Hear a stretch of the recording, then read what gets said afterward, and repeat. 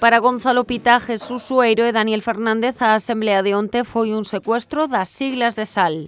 Un grupo de familiares, amigos da concelleira Vanessa Rodríguez Buda, pois fixeron unha convocatoria en desacordo cos estatutos para tomar un acordo sobre SAL e para min é en toda regla un secuestro das siglas de SAL. Me choca moito ver en esa asamblea de ayer a moitas caras que non lle vin a cara pois prácticamente en estes 2 anos, non? E que teñan o poder de querer falar en nombre de SAL e tomar decisións en nombre de SAL sin haber parecido a ningunha reunión. Me parece lamentable.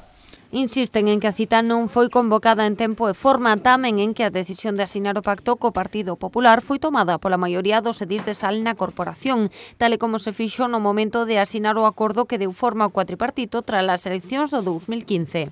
En todas as reunións se piden opinións, pero en todas as decisións sempre se tomaron os 4 concejales de SAL. E ela, pois, respetablemente, repito, tomou outra.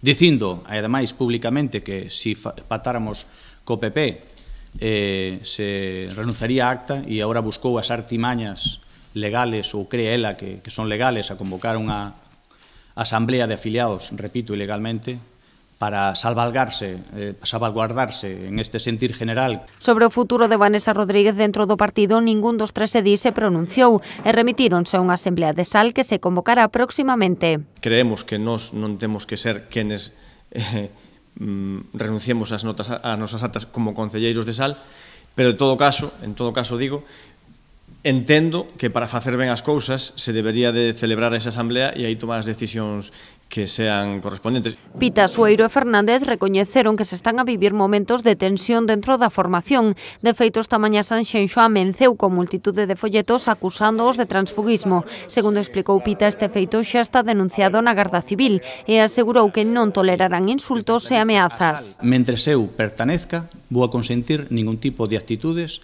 ningún tipo de amenazas e ningún tipo de accións como as que se produxeron ayer. Porque estamos seguros de que é unha minoría que non sinte o mismo e que non respeta o partido, non respeta os compañeiros e non respeta a decisión dos compañeiros. Sobre o futuro da corporación, o luns celebrarase o pleno no que Gonzalo Pita presentará a súa renuncia.